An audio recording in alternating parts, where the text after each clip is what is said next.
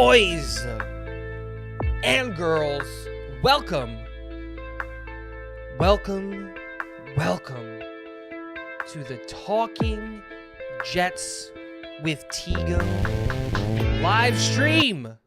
How's everybody doing tonight? I am stressed beyond all belief. And that was a pun that I just realized that I made. You have not wandered into a weird NHL stream. You have not wandered into a hockey stream or anything like that. But my Leafs are playing. It's handshakes or game 6, and they went into overtime, and I delayed the stream so that I could watch game 5, and then they're going into overtime, and I wasn't going to delay the stream again. So the Leafs game is on here. So if you see me catching and staring over here, that's why I'm a Leafs fan. And yes, but we're here to talk New York Jets. We're here mainly to talk about the schedule because the schedule got released. And if you've seen my video about the schedule, you should know my thoughts. If you haven't seen the video, what are you doing? Go watch that video, hit the like button, hit the subscribe button, do all of those things. But there's a couple of things now that we've been able to sit here and digest and really just see what is going on, when it comes to the schedule. And now that this information is coming out, if you haven't seen Matt O'Leary's video on it, I definitely recommend doing it. Matt O'Leary dropped a video talking about how Aaron Rodgers has a winning record against every single one of the teams that we have faced except for the Washington Commanders. He's 3-4 against the Washington Commanders, and that's the only team that he has a losing record against. Every other team that we face on this schedule, he has a winning record against. And that's kind of a big deal, right? Historically going into it, one of the things that I think that really matters when you face an opponent is your history with that opponent. That's why division games are so different from your regular opponent, right?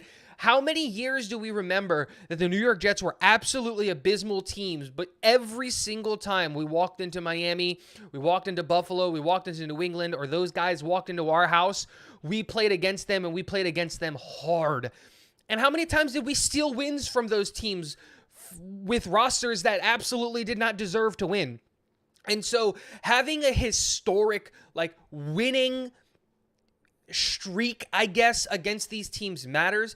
And it adds a little swagger when you walk into the building. It's one of the reasons why I loved so much why our team was so young, because they don't know the history. Sauce Gardner, when he came to New York, didn't know New York's history. He didn't know that the Jets have been abysmal for the last 10 years. All he knew is that he was coming in to change the culture, and that's what he did. Garrett Wilson didn't know that this offense had been sputtering for years. He knew that he came in to be the best wide receiver in the NFL, and that's what he's trying to do. Same thing with Breece Hall.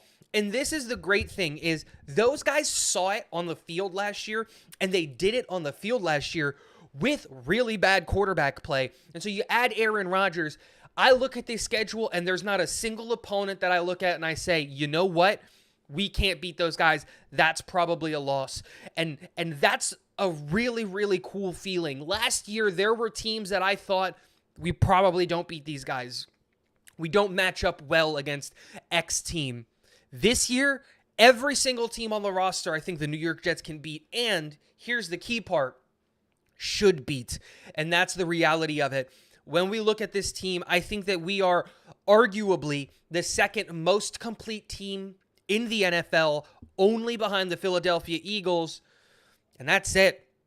I think that, and this is projecting positively, but I projected positively for every single team. And what I meant was that is in a vacuum where nobody gets hurt and the question marks become good. When everything, looking at all 32 teams positively in a hey, what if things work out? This team is really, really built really, really well. And we've got the quarterback. If the offensive line guys, and specifically the tackles, right? If they're healthy, I think we've got a really good offensive line unit. This also includes the interior offensive line, right? But I think we've got a really good unit there. I think we got a really good running back room once you add Breece Hall to that. Breece, Izzy, and Michael Carter, that's a scary running back room. Garrett Wilson is that dude. And then when you add the wide receiver depth, I don't think this New York Jets team has a true wide receiver 2 on the roster. But I think we've got like 4 wide receiver threes. And I think that's a big deal. When you look at how deep the wide receiver room is, specifically for the New York Jets, that's a great option because you're going wide receiver 4, wide receiver 5. You still got legitimately good players. And then we look at the defensive side of the ball. As long as you got Quinnen Williams on a defensive line, you have a top unit on the defensive line. Jonathan Franklin-Myers gets way too much hate for playing on the outside. He's one of the best edge rushers in the NFL, and he grades out like that constantly. Now, he's not being awarded those stats or awarded that because he's not a sack guy. It's the same thing with Carl Lawson. Carl Lawson doesn't get the respect that he deserves because he's not a sack guy. He's a pressure guy, and he's forcing incompletions and different things like that. The same thing is happening with Jonathan Franklin-Myers. And if you look at websites like PFF and other places, you know, he grades out as one of the better edge rushers in the NFL, constantly playing at the edge. Like, it's a great situation for the New York Jets. You can keep it going. I think we've got the best defensive back room in the NFL. I think we have the best 1-2-3 at cornerback in the NFL, hands down. Replacing LaMarcus Joyner with Chuck Clark elevates this safety room in a big way, in my opinion. Linebacker room is sus. I'm not going to sit here and say that. CJ Mosley doesn't have the speed anymore to play as the Mike linebacker. Quincy Williams is a little bit sus when it comes to playing the Will linebacker, and he definitely can't play the Mike. So I'm not going to sit here and laud our linebacker room. But when you look at this team and you compare it to the rest of the NFL, every team has their problems. But on any given Sunday, against any of the 31 teams in the NFL, the New York Jets should walk away with a win at least 5 out of 10 times. It should be a 50-50 toss-up with the top 4 or 5-ish teams, and then everybody else there, we should be able to beat them. And when was the last time you could say that? I'm really, really excited. Let's say hi to some people in the chat. Beginning monologue is done. A fungus among us. Welcome in, Tigo. Lock it in. I'm here, man. I'm locked in. What's going on? Harlan Abraham.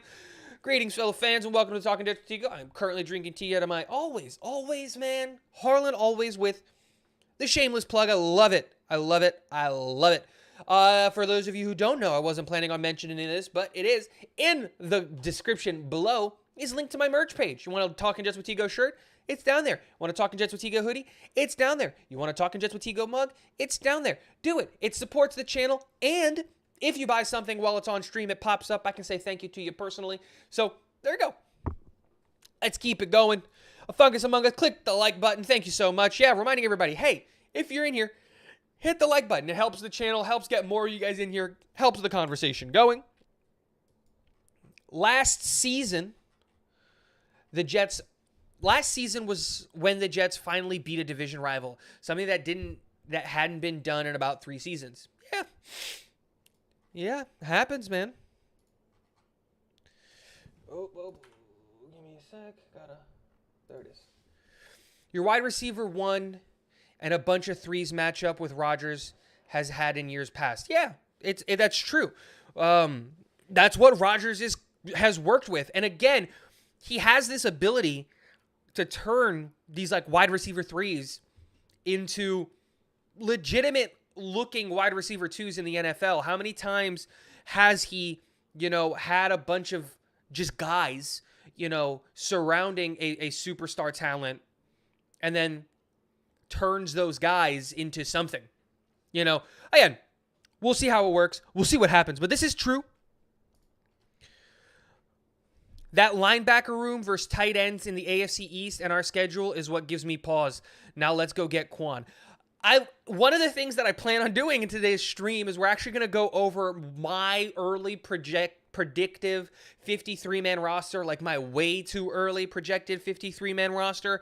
And that's one of the things that, I think that this team is going to do. I think that there's no rush to bring him in. Training camp isn't happening. Remember how late we got Quan last year? I think the same thing is going to happen this year. I think that there are some money moves that need to be made before we can go out and get Quan and bring him on. And I think the real question is length when it comes to Quan's contract. Like, how long of a contract does he want? Does he want a 2-year? Does he want a 3-year? Does he want a, whatever? Those are things that I would play pause or have pause with, because remember, we still have CJ Mosley on a massive contract. We just paid Quincy Williams. You can't be paying all of your linebackers. So Quan on a 1-year deal, like another 1-year deal, would be something that I think I would be cool with.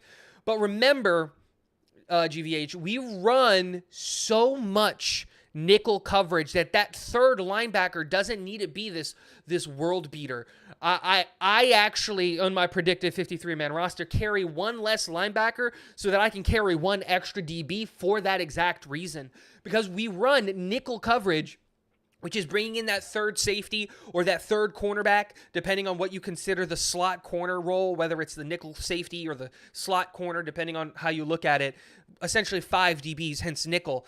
We play that, I think it's like in the upper 60s, lower 70s when we look at percentage of play calls for the New York Jets. So again, it's a whole thing when it comes to that, but we'll see. Hey, Tigo, we are beating the Bills. We have Josh Allen's number. I totally agree. Last year, we were able to beat the Bills with Zach Wilson absolutely throwing, 200 yards? I don't even think he broke 200 yards, right? And then when we matched up with him again with a tattered offensive line and no Breece Hall, Mike White almost beat them. So I think we're absolutely fine when it comes to facing up against the Buffalo Bills. I think we're absolutely fine when it comes to matching up against the New England Patriots, especially with Aaron Rodgers.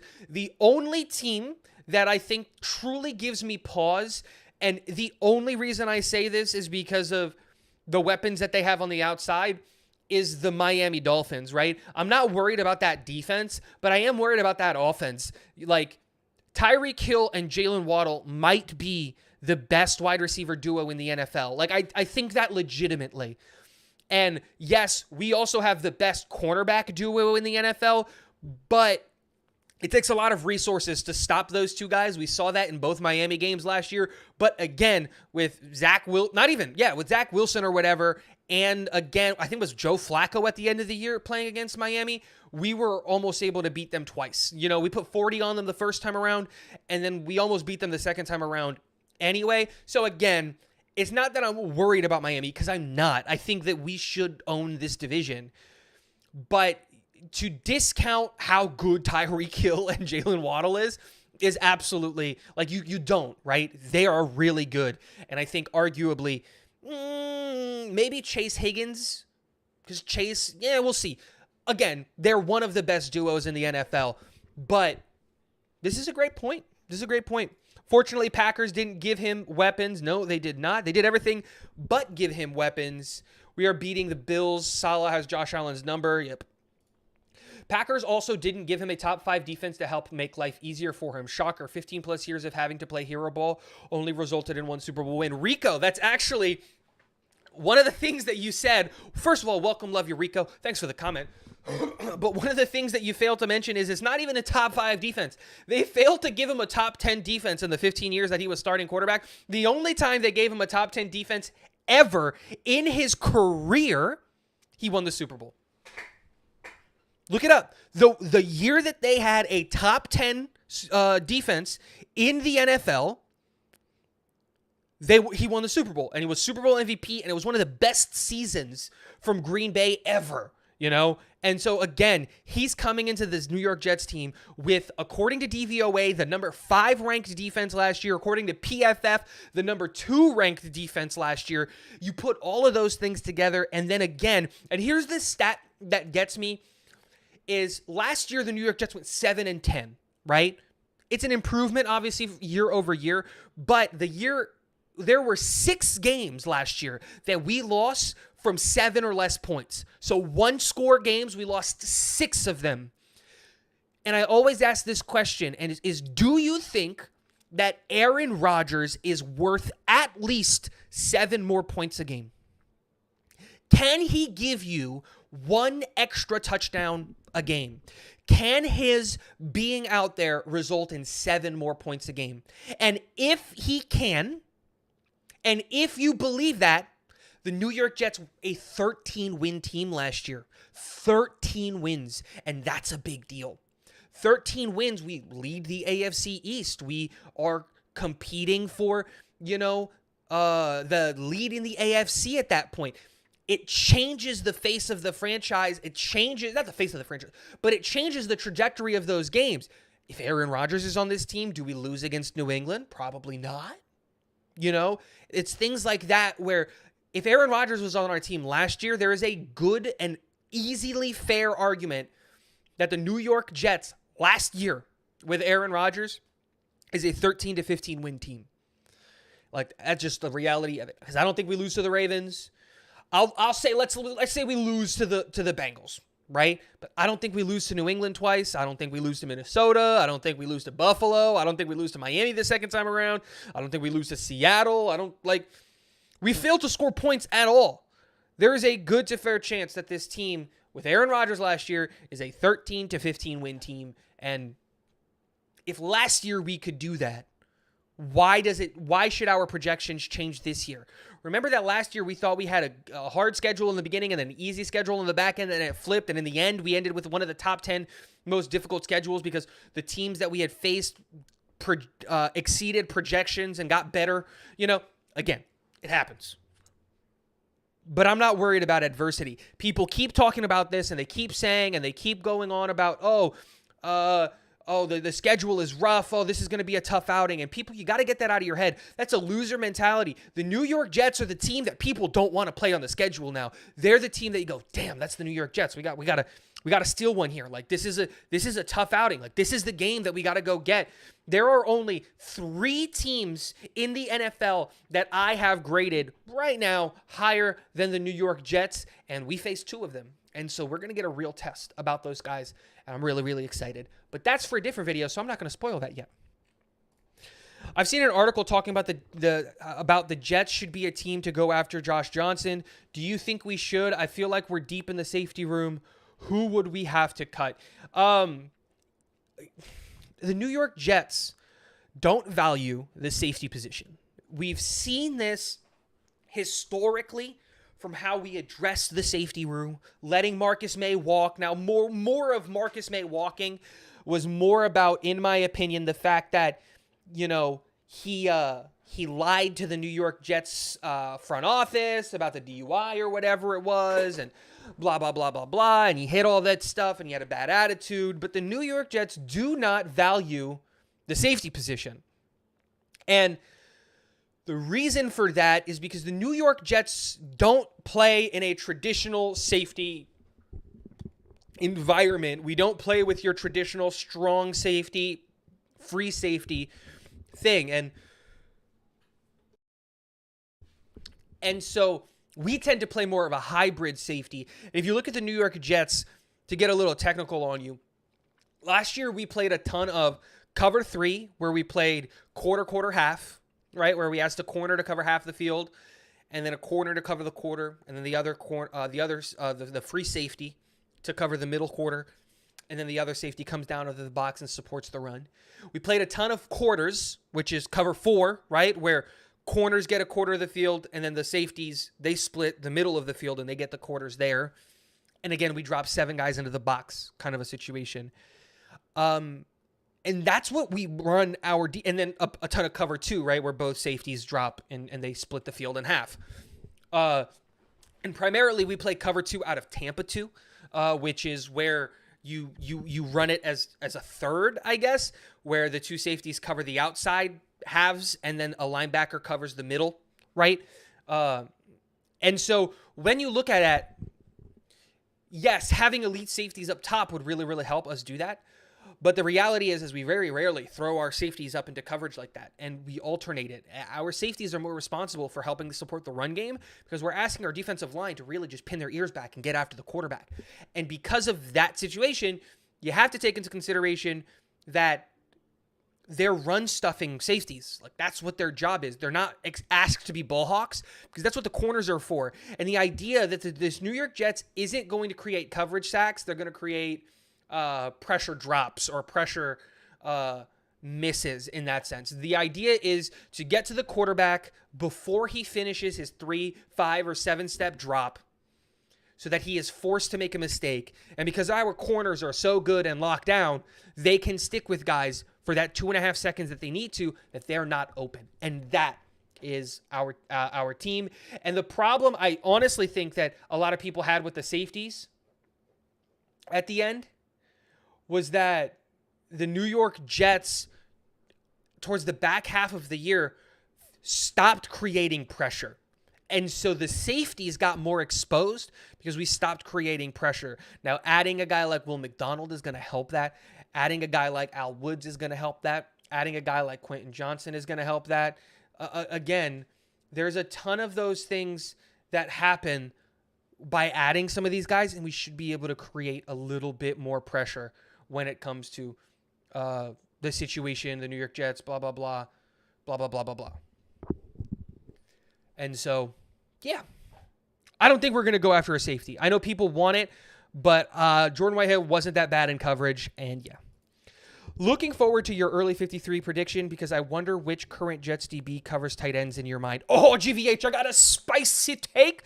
We're going to do that in give or take about 20 minutes. I wanted to do that at about 45 minutes. I'm kind of distracted with the Leafs game. As you can see, I'm all Leafs out. They're in overtime, so I'm kind of distracted. And when we're talking about the 53-man roster, I really want to focus and give that to you and all of that stuff. But, yeah. I agree with London. Joe Brady is a criminally overrated OC. Wait, who said this? With London. London, did you say something? Did I miss it? I didn't see it.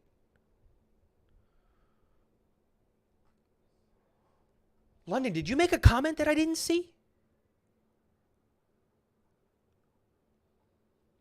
I don't know what he said, but I'm sorry. I can't see the comment. If you want to repost it so that I can see it, I'd love to read it, but I can't see it. I agree with London. Joe Brady is a criminally overrated offensive coordinator. Dude is literally in the NFL because he had Burrow, Chase, Jefferson in college, and everyone blamed Matt Rule for Carolina's issues. Did I? I got it. I see what you're saying. Rico, Joe Brady is not the offensive coordinator. He is the quarterback's coach. And while I disagree with this, I actually really like Joe Brady. I was hoping that he was one of the guys that we interviewed for offensive coordinator. And I do think that the issues in Carolina were on Matt Rule because the moment he left, they did not get better. They kept running into the same issues because they didn't Matt Rule didn't trust Joe Brady enough to let him run his offense that he wanted to. I do think that Joe Brady, I think, is 100% responsible for Joe Burrow because Joe Burrow did not look like that or anywhere nearly that good at Ohio State or anything like that before getting Joe Brady. So I do disagree with that. The real comment here is Ken Dorsey, who is the Bills' offensive coordinator. He is absolutely garbage. The fact that he kept his job and then the other offensive coordinator that I'm so totally surprised that kept his job was Matt Canada with the Pittsburgh Steelers. The fact that those two guys were able to keep their job, absolutely insane. They're horrible offensive coordinators. But it works out for the New York Jets because now Buffalo Bills and Josh Allen, when he's playing quarterback, doesn't it seem like he has this quota of he has to hit 3 opposite colored jerseys a game, square in the chest? It's like he has an interception quota. I can't start playing quarterback until I get 3 interceptions. And again, you get that when you get gunslingers. They think they can make every throw. But, dude, keep throwing at Sauce Gardner. I love it. I love it. I love it. And you're all good, Rico. A lot of people think that he's not. It's Ken Dorsey, and Ken Dorsey is ass. So I think when the Buffalo Bills sputter and they get 9 wins, they go 9-8 or 10-7. This new 17-week schedule totally has me messed up. They go 10-7. Ken Dorsey's going to get fired. I think Joe Brady's going to get promoted. Hopefully none of that happens and they stay mid as crap, and Stephon Diggs requests a trade and that team falls apart and all of that stuff. But yeah.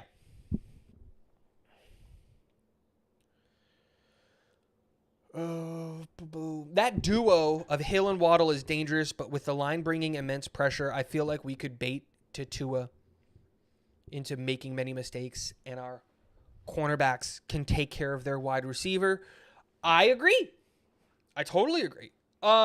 Again, the situation that worries me with Miami is not anything outside of those 2 wide receivers, right?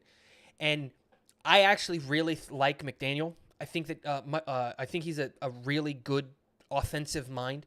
Whether he's a good head coach is yet to be seen. We don't know. But I think he's a really, really good offensive mind. And if he can create an offense that can get the ball out of Tua's hands, or eventually Mike White's hands, or let's be honest, it's going to be Skylar Thompson's hands because both of those guys are going to get hurt. If he can create an offense that gets the ball out of the quarterback's hands quickly and into those guys in space, that's where you worry. Now, the good thing is that the New York Jets corner duo is really good at press man, specifically Sauce. He's probably one of the best in the NFL at it, and so creating that space early is much easier said than done kind of a thing. But I know, especially with that offensive line that Miami has, they are mid as crap. They absolutely, the New York Jets defensive line is absolutely going to create a ton of pressure because, like, who are they going to block? Like, is there anybody on that offensive line that you feel like can take on any of those guys? Like I said it before, like, it's just one of those things. And Vic Fangio is coming in. Remember, he's changing up that whole defensive scheme. Didn't they run a 4-3 before, and now they're going to run an odd man front? Like, the positions are going to change. Things are going to change. They're going to have to learn a whole new defense, and their corners are mid. So, again, yeah. I'm not worried about the Finns. We shut their wide receivers down last year. Tyreek Hill got nothing up against Sauce last year, and Sauce looks so focused to improving this year. I totally agree. Might have a different answer, but my opinion is that exactly why we brought in Chuck Clark from the Ravens. We had Sauce on tight ends sometime because no one could do it. Clark solves that. Ooh, Rico. I disagree. I do have a different answer, and I'll tell you why later. But yes, Clark is a beast. Play Like a Jet, another great Jets YouTube channel, posed the idea that if we don't sign Quan, we can look at Chuck Clark to fill that position on obvious passing downs using a 3-safety look.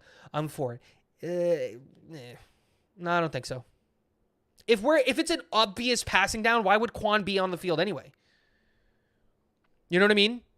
If it's an obvious, you bring in Quan not because he's good against the pass. You bring in Quan because you need another linebacker to line up with jumbo packages, right? You need a bigger body to line up against jumbo packages. When there's a second tight end and all of that stuff, that's when you need the other linebacker there. If it's going to be a very clear passing situation, if it's 3rd and long, 3rd and 9, 2nd and 12, something along those lines, dude, give me nickel or dime coverage every day of the week.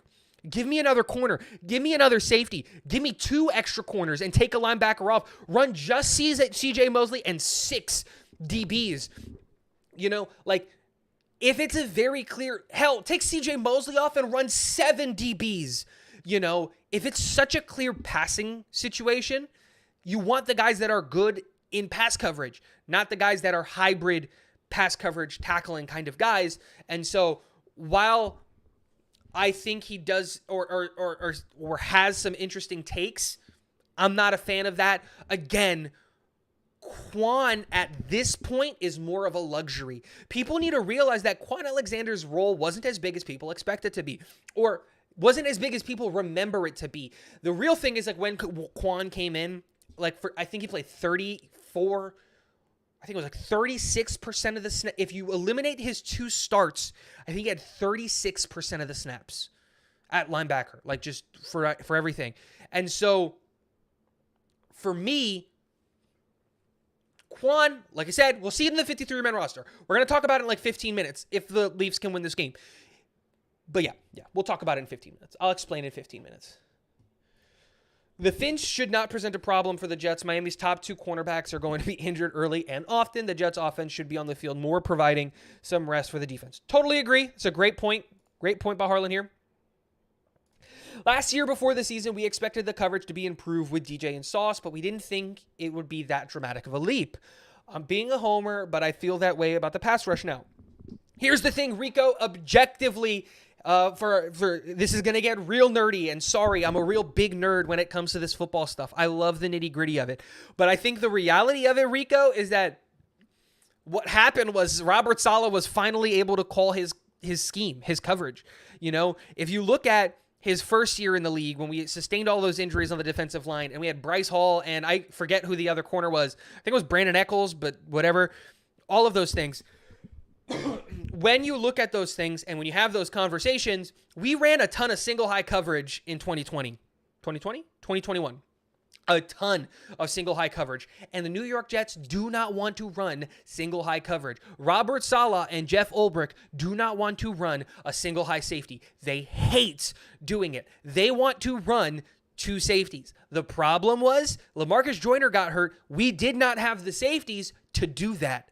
Did you really trust Ashton Davis? I don't even remember who the safeties were on this football team that at that point in time. Did you really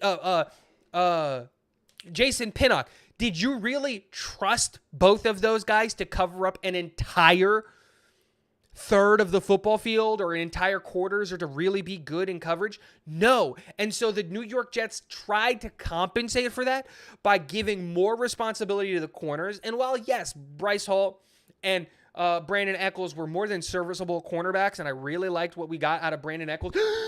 Oh, no, just end it. Sorry, guys. When you look at what they were asked to do, it was absolutely atrocious. They weren't able to call their defense. Now, you go from 2021 into 2022, what do you see? The New York Jets stopped running single high because we have because we have Jordan Whitehead and because we have LaMarcus Joyner, and now we can run out of a cover two or out of a two high safety set, and it gives the New York Jets the ability to be less predictable. You see a single high safety, it's always going to be cover one or cover three. Every single time. There is no other play call. So you put one tight end in motion and you know if it's man or zone, you know how to tackle it. Well, the New York Jets are playing two high safeties. Whether you know it's man or zone doesn't change the fact that you have no idea what cover is it. Is it cover three? Is it cover two? Is it quarters? Is it a Tampa 2? You don't know. Is it going to transition into a single high safety when one of the safeties comes sprinting down to the box? You don't know. And that's what helped improve this team. You add that on top of the fact that we got a bunch of guys onto the defensive line again because we finally got healthy. Then you add the best cornerback in football and DJ Wright, a top 10 cornerback in football, and everybody's in year 2, and you improve the safety room because you replace all of... Again, it's a combination of not only did we add the overhaul into the defensive back room and to the whole defense as a whole, right? But we also improved on the defensive line. So I think what we're going to see from this defensive line is not an improvement, but more consistency. We were creating a ton of pressure. It took us a couple of weeks, like 3 or 4 weeks, to get to a point where we were creating a ton of pressure. Then we created a ton of pressure for like 10 weeks. And then something happened, whether it was the Quinnen injury or whether we got predictable, the play calling changed. I haven't figured that out yet. I have not been able to dissect those games yet. But something happened, and in that confusion, our pressure rates fell off. So I think what we need is more sustained pressure, not improvement, because we were objectively, for that 10-week stretch, a top 10 defensive line unit in the NFL. And so consistency over the 17 weeks or 20 weeks is what's going to happen. Zachary Berner said it perfectly. It was the Steelers game. The defense clicked and everything changed. And then we had a 10-week run and then it fell off. And yeah, there you go. Sauce is shooting for MVP, like 99% chance that doesn't happen, but it'll be really fun to watch. Oh, hell yeah. Hell yeah. Why not? Because quarterbacks win MVP. If the New York Jets go on a historical run, they win the Super Bowl, they do the whole thing, who's winning MVP? It's going to be Aaron Rodgers. Doesn't matter what Sauce does. Sauce can get 20 interceptions. It's going to be Aaron Rodgers because it's the quarterback. MVP stands for most valuable quarterback, not most valuable player. And that's an unfortunate situation. I think the quarterback award should be separate and then should have an MVP award that's truly just the most valuable player to your franchise, the most valuable player to your team. And I think that's how you should be done. But it's one of those things where it doesn't happen that way. It's not going to happen that way. And that's unfortunate because I'd love for him to see it. But Chuck Clark is arguably our best tackler who can also cover tight ends. Chuck Clark is our best tackler. Now, covering tight ends, he can do it. But again, I got a spicy take. I'll show you later. I'll show you guys later. 10 minutes. 9 minutes. I'll get it to guys. If we can go 4-2 over the first 6 games, Super Bowl baby, as Aaron always comes on strong late into the season. And our schedule gets easier late into the season. The hardest part of our schedule is early. We face 3 or 4 top 10 opponents it's 3, right? Depends on how you feel about Denver, right? We face 3 top 10 opponents in the first 6 weeks. I don't know if you guys saw my video, and if you haven't, what are you doing? Go watch that video, and then hit the like button, and then hit the subscribe button. If you look at that video that I made of my biggest asks for the schedule, I said I wanted to do a gauntlet for the first 6 weeks. Now, that wasn't me predicting that we were going to get a bye week 7. I actually don't like that about the schedule. I wish we got a bye a little bit later in the year, especially because we're going to have a playoff run. So now you're looking at like 12 sustained weeks of playing and then 3 weeks of playoff, like wild card game, divisional game, conference game, and then Super Bowl. Like you're adding more games on top of it, possibly. Like if we don't win the division, if we don't win the AFC, like there's a possibility of 4 playoff games that we have to win. Like it's a thing, right? And so I would have liked a later bye week. But yeah, like going early and 4-2 London, I love it. But my expectation is 3-3. Give me 3-3.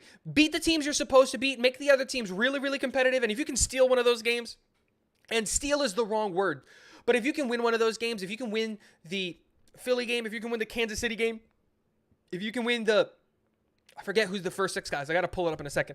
But like you can win the Denver game. I think we should win the Denver game, especially early because Sean Payton is going to be on a whole new thing. Like, just beat the teams you're supposed to beat. That's it. Just beat the teams you're supposed to beat. That's all I got to do. That's it. Does Zach Kuntz stay in the roster as tight end 4 because he will get picked up on waivers or on the practice squad? Zach, we'll go over that in a second. We'll talk about it. I swear. We'll do a whole deep dive. No!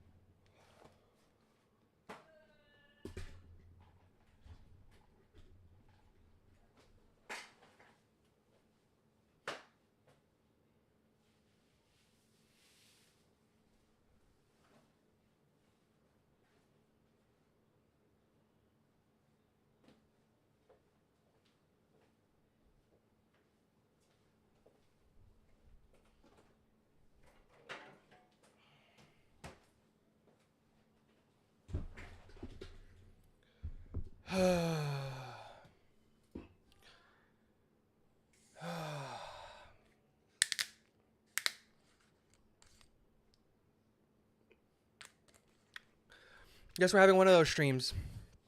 Dang it, man.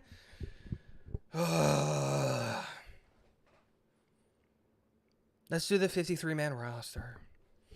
We'll talk about it in a second. Let me catch up. Tigo definitely is a nerd for sure. 14-3, mark these numbers, and Garrett Wilson breaks Randy Moss touchdown record. Jesus, that's big. What undrafted free agent wide receiver can make the team as a kick returner? We already have our kick returner. His name is McCall Hardman. Yeah, we died. Yeah, I died. Yep, I died.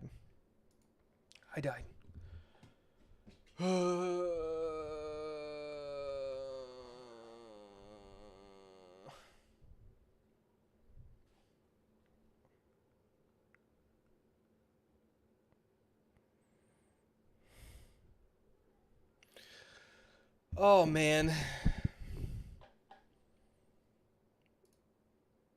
That's how I'm feeling about the Knicks.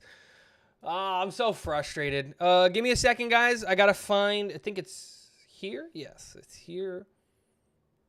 And then, okay, boom. All right, give me a second. I am incredibly disappointed. Let me pull up the whole depth chart so that I can talk about those guys on the depth chart as well. The guys that are currently on the depth chart, and then answer your questions about everybody. Right here is going to populate the 53-man roster, and you're going to see everybody. We're going to talk about special teams first because I think the special teams is the easiest one to talk about. Then we'll talk about the offense. Then we'll talk about the defense, and then we'll talk about the special teams. I'll answer your questions about the special teams. Then we'll talk about the offense. Then I'll answer your questions about the offense, and then we'll talk about the defense, and then I'll answer your questions about the defense. Boom. There it is. Let me slide over here so you guys can still see me. There it is. Thank you. So we're going to start down here. First, we're going to talk about the special teams. So special teams are really, really easy. Kicker is obviously going to be Greg Zuerlein. Punter is going to be Thomas Morstead. The long snapper is Thomas Hennessy. We obviously extended Thomas Hennessy.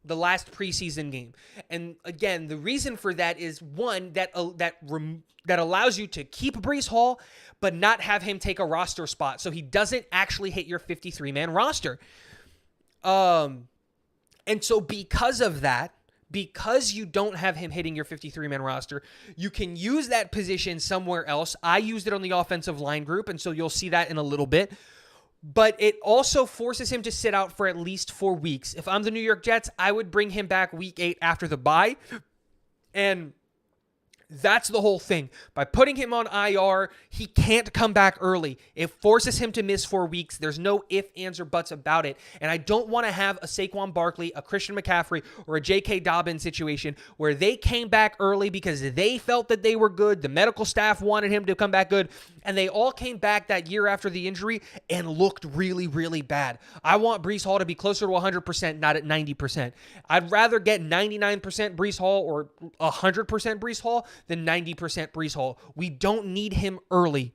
The back half of the stretch, the back half of the schedule, that's where we're going to get a majority of our wins. That's when I want him. And Breece Hall with fresh legs for the back half of our schedule with this, the playoff run, I'm going to say it, a Super Bowl run, hopefully, is going to be better for this team in the long term. So putting Breece Hall on IR, you do that 100%. Easy breezy, beautiful cover girl. Boom. And then Israel Abanikanda is your running back 2. Michael Carter is your running back 3. And then Zonovan Knight is your running back 4. Israel Abanikanda has home run, game-breaking speed. Like, that's what he provides. He's a one-cut back. He's what everybody, I think, believes Michael Carter was. Michael Carter is still probably one of the best third down backs in the NFL. Great when it comes to receiving out of the backfield. Great with his hands and has that innate ability to make the first man miss. And Zonovan Knight, while he has a home run speed, right? Like, before, the only guys that had home run speed on this team were Breece Hall, Zonovan Knight, and Ty Johnson. And that's why Ty Johnson stuck around for so long. For those of you who didn't know why, that's why he stuck around for so long. Having 3 guys now on your running back room that have home run hitting potential, Breece Hall, Israel Abanikanda, Zonovan Knight, if you can create the hole for Izzy or Bam, they're going to break through and they're going to get to the end zone. Breece will create his own holes, right? Like, that's how good he is. That's why he's a second-round guy, and these other guys are like 4th and 5th-round running backs, or in the case of Bam Knight, an undrafted free agent. Running back, but I love our running back room. Easy breezy, beautiful cover girl. Now let's go to the wide receiver room. So if you can't see it, the wide receivers are listed at the top of the list and then right above the quarterbacks. And it goes, the top of the list is wide receiver 1, then wide receiver 2, then 3, then 4, then 5, then 6. That's how I have it listed out, and that's how it goes. Really, really easy. Garrett Wilson, number 1 wide receiver on this football team. I don't think that's even a conversation there. Then I have Allen Lazard, Corey Davis, McCole Hardman, Denzel Mims, and then Randall Cobb. I think all of those guys make the roster. I think all of those guys are going to get significant play time. And I know a lot of people are thinking that maybe, I saw the comment earlier, let me talk about it. Who brought it up? Mims may be a trade out, maybe. The reason I don't think that, Zachary Burner, is because of Nathaniel Hackett.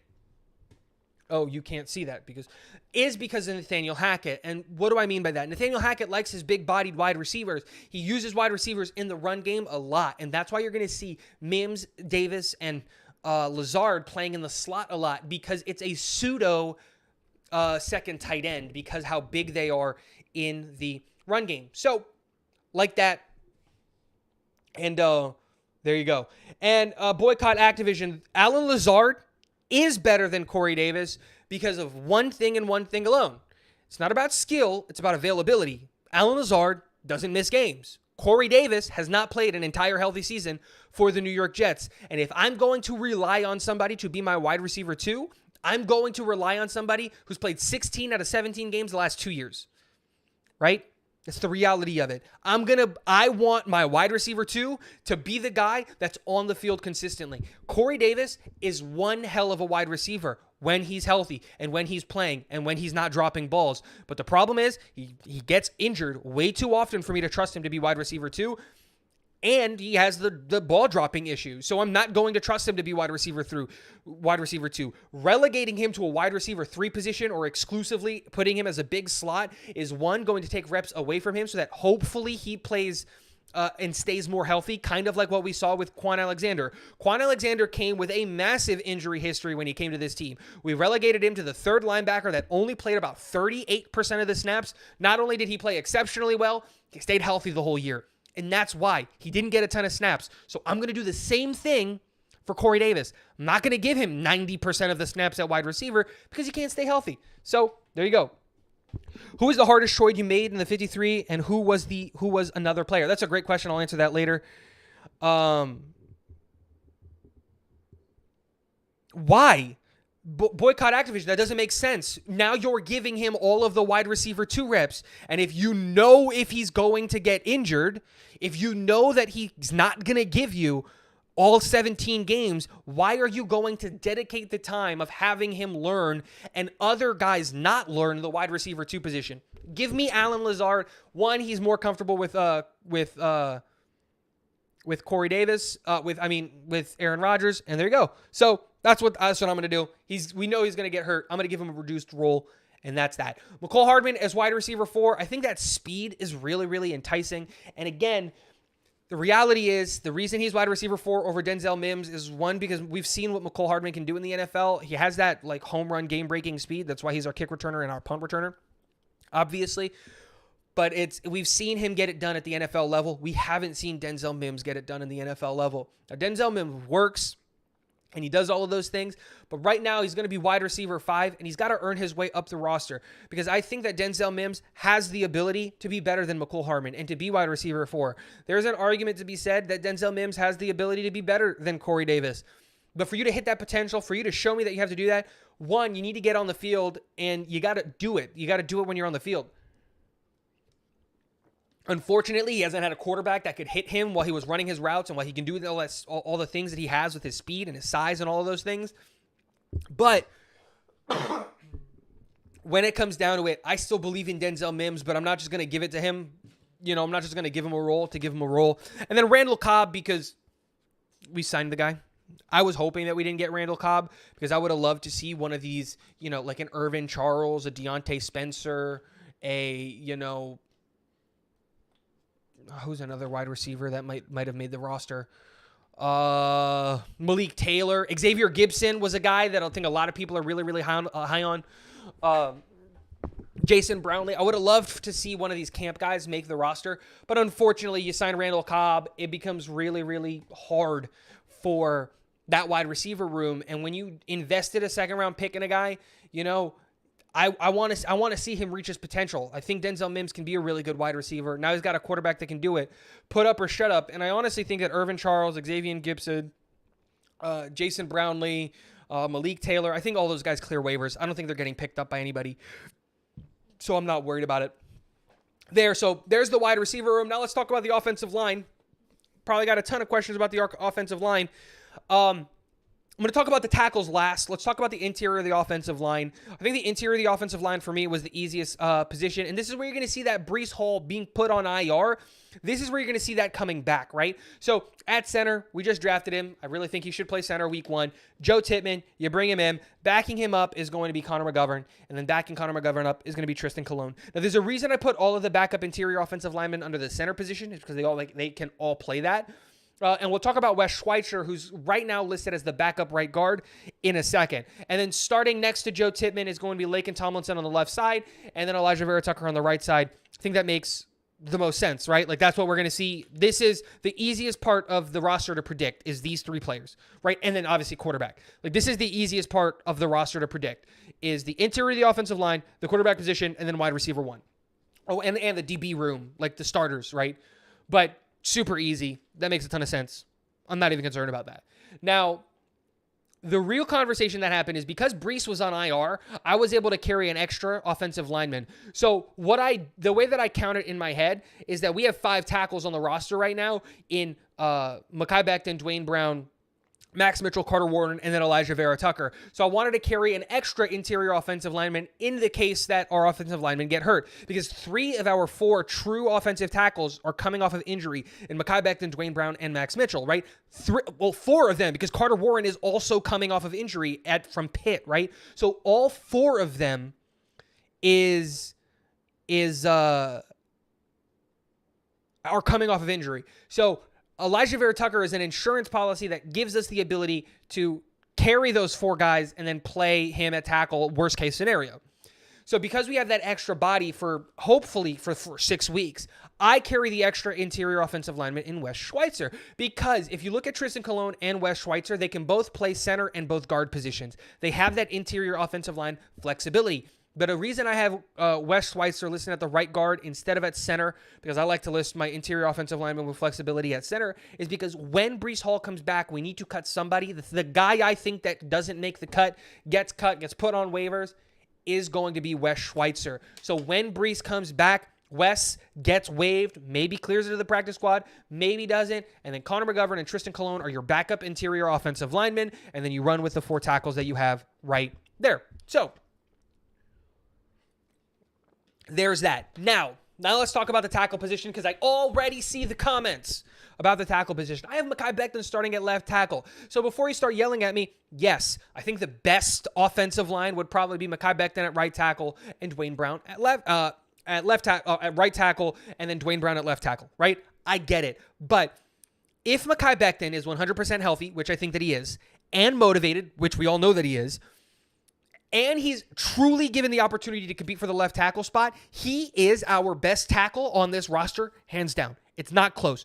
Duane Brown, great offensive tackle. Thank you for what you did last year. This isn't me trying to disrespect Duane Brown at all. But the reality is that Mekhi Becton, when healthy and motivated and on the field, is the best left tackle on this team. He's the best tackle on this team, period. So if it's a true competition, which I believe that it is, I don't think Keith Carter has any favorites, like, at all. He's going to want to put the best 5 offensive linemen out there.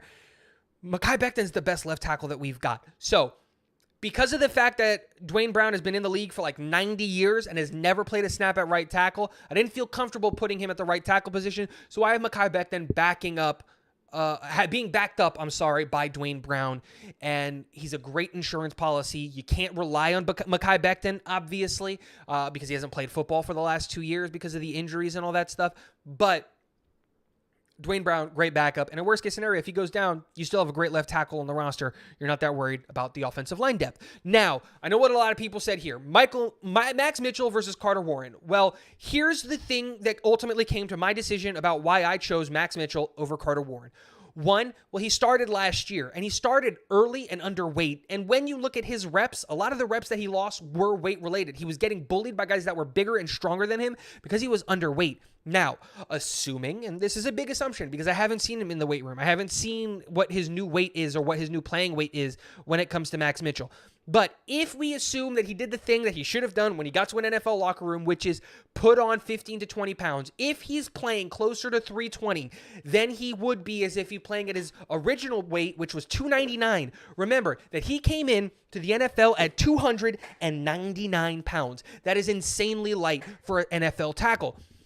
If he came in ready to play at that weight, Max Mitchell gets the nod, in my opinion. He did an excellent job when asked to. Yeah, he gave up a bunch of pressures and all that stuff, but as a rookie, as a 4th-round pick who shouldn't have started anyway, I think he did an exceptional job. And if you're a member of the chat, I don't think it's a secret. I like Max Mitchell a lot. I have a Max Mitchell emote.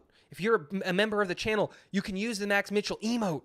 But again, I like Max Mitchell. That's why I have him at right tackle. Now, if Max Mitchell is not at playing weight, well, that's a different conversation. Totally different conversation.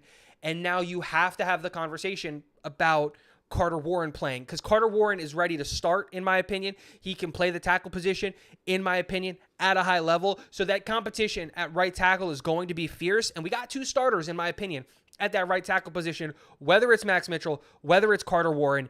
I think it ultimately just comes down to who has the right playing weight and who wins the job. I gave the nod to Max Mitchell because he's my boy.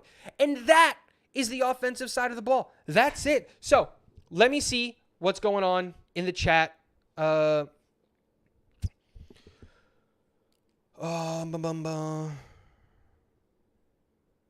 me see. It's Yeboah versus Kuntz. I don't think it is. I think Yeboah's gone. I don't think Yeboah has a shot at making this roster.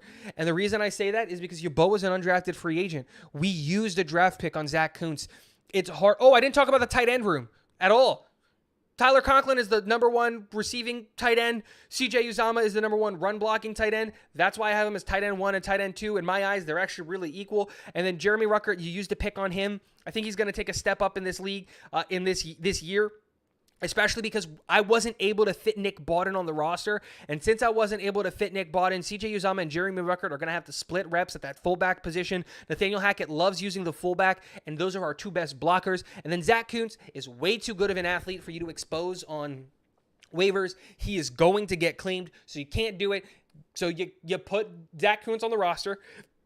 But I do think that Kenny Yeboah clears waivers. I think he clears waivers really easily. I don't even think it's that big of a deal. So, yeah, didn't even talk about it, but I don't think it's Yeboah versus Kuntz. I think Kuntz has that tight end 4 job secure. They're obviously not going to tell him that. They're going to tell him it's a competition and all those things, but I have a hard time thinking that the New York Jets are going to use a 7th round pick on a guy who's this athletic, this big, just this freak of an athlete, and then waive him like a tight end 4. Tight end 4 only plays special teams anyway. Zach Kuntz should be able to provide something on special teams. When you're that big, like imagine Michael Clemens and Zach Kuntz coming down you on punt returns or kick returns. It's just stupid. It shouldn't exist, but that's what's going to happen because they're just freaks. But yeah. Kuntz just has to prove he can be just as good as Yeboah on special teams because he definitely has more upside on offense. I think he can do it, though I do like Yeboah myself. Rico, totally agree. This isn't like disrespect at Kenny, It's just that when you look at physical traits, you guys can't see this like at all. I don't even know why I'm highlighting chat. That's more for me, I guess. When I look at Kenny, you're just not as athletically gifted as Zach is. So like I'm gonna give the nod to Zach over Kenny because I believe in Coach M. Like Coach Middleton, I think he's a really good tight ends coach. And I think he's going to be able to coach up Zach Kuntz to hit his potential. And I think he's going to do the same thing with Jeremy Ruckert. So there's your 2 tight ends of the future. Easy breezy. Zach, we'll talk about this in a second. You guys can't see this. What's the deal with Trey Dean and why did he make it? We'll talk about this in a second. Alan Lazardo, we answered that. Boom, boom, boom. Who is the hardest choice you had to make on the 53-man roster? Nick Bawden. I really wanted to put Nick Bawden on this football team. I could not find a spot for him. Like, just, it's the reality of it. It was really hard for me to find a spot for Nick Bawden. The other one that I found really difficult was, and I think I probably got this one wrong, is Billy Turner versus Wes Schweitzer. Do you carry the extra interior offensive lineman or do you carry the extra tackle? And I considered Elijah Vera Tucker as my extra tackle, so I took Wes. And then in the defensive room, like I know a lot of people aren't going to like this, but like Ashton Davis and Will Parks were 2 guys that I had a really hard time like not having on this roster. I felt like again, I had a hard time like finding a place to keep them. And then I had a hard time coming up with an excuse to try to get rid of Bryce Hall. And so it was a really weird dynamic because like I'm not a big fan of Bryce Hall. Like I think that he has trade value and you can go get him. And I think his job is already being filled by a guy like Brandon Echols. And we'll talk about that when we get to the defensive side of the ball. And if you got rid of him, you're able to keep like Justin Hardy and all of those things. It's a really difficult decision. So for me, it was that tight end / fullback room, which one of the offensive linemen we kept, and then the DB room. I think those were the most difficult rooms to make those decisions on because they weren't very clear cut because the back end of those rooms are really, really good. So this is a great question. But yeah.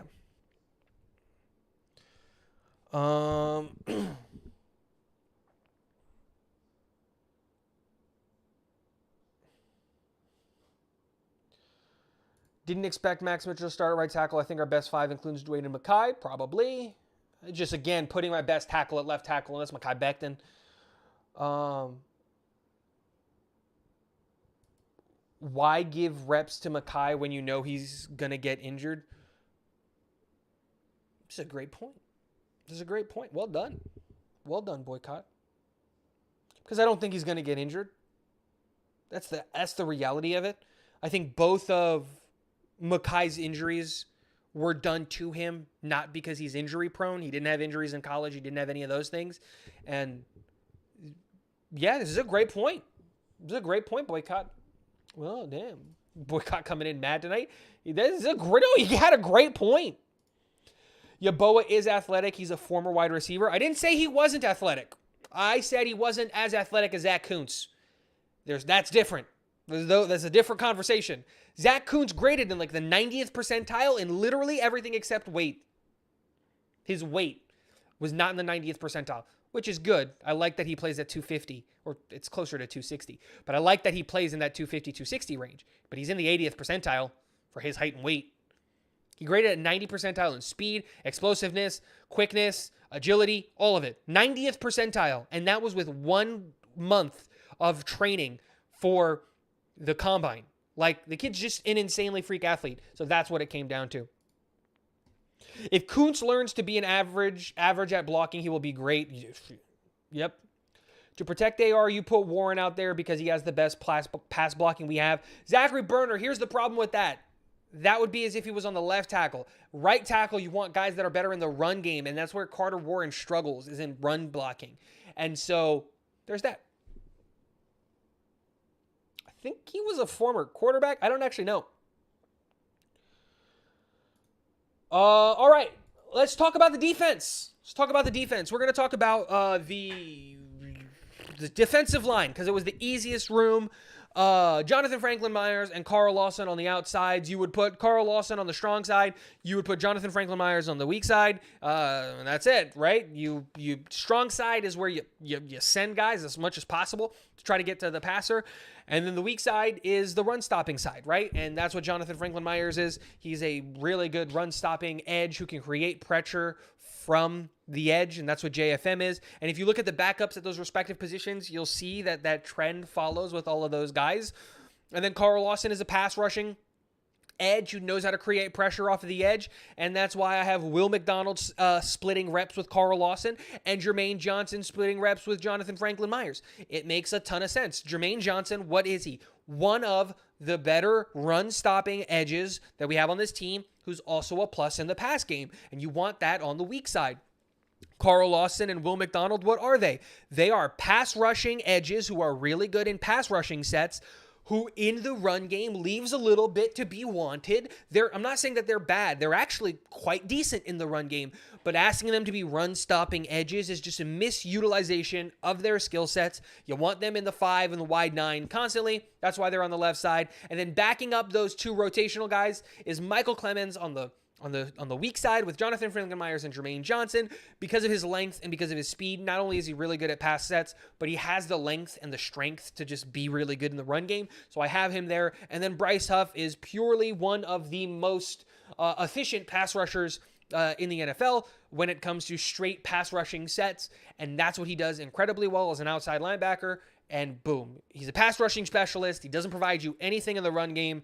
And giving him reps on 3rd and long, like him and Will McDonald on 3rd and long is going to be really, really good. So, boom, there it is. Really, really easy. I will say this. I accidentally flipped the interior defensive linemen. They should be the other way around. Quinnen should play next to Jonathan Franklin Myers, and Quentin should play next to Carl. Because that's how you put your pass rusher guy next to on the strong side. You put your run-stopping guy on the weak side. That's how you set up your defensive line. If you're curious, that's just why you do it that way. But Quinnen Williams does it all, right? Like he can create pressure up the middle as a pass rusher, and he can also stop the run from doing that. He's an absolute monster. Doesn't matter which side of the defensive line you play him on.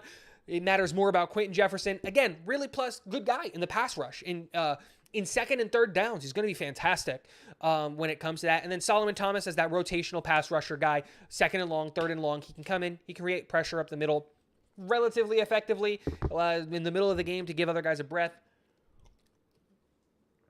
The real problem, actually, you know what? Give me 1 second, guys.